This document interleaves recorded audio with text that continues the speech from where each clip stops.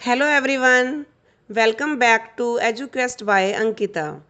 I hope आप सब बिल्कुल अच्छे होंगे.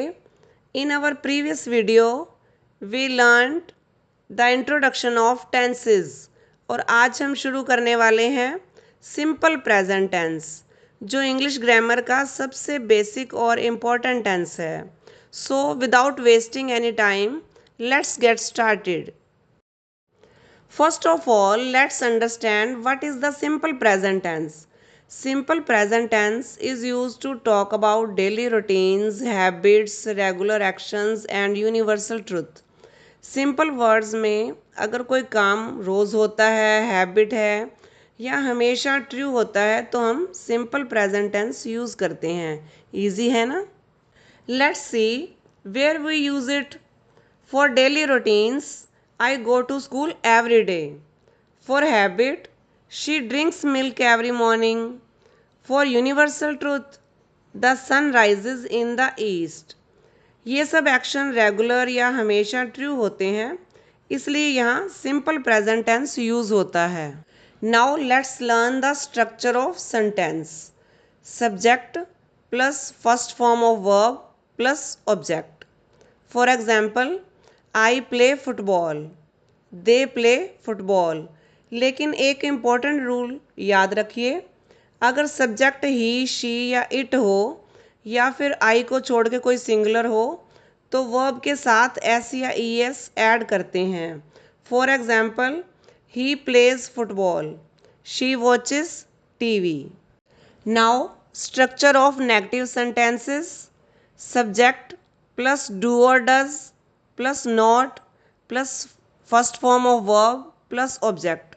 For example, I do not play football, she does not play football. Remember, does के बाद verb की हमेशा फर्स्ट फॉर्म ही आती है, एस या ई एस का यूज़ नहीं होता. Now structure of interrogative sentences. Do और does plus subject plus first form of verb plus object और लास्ट में interrogative mark. For example, do you play cricket, does she study every day. बस इतना ही simple है. Let's quickly revise today's lesson.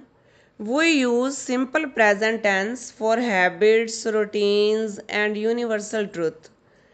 The basic structure is subject plus first form of verb plus object. With he, she, it, we add s or es to the verb.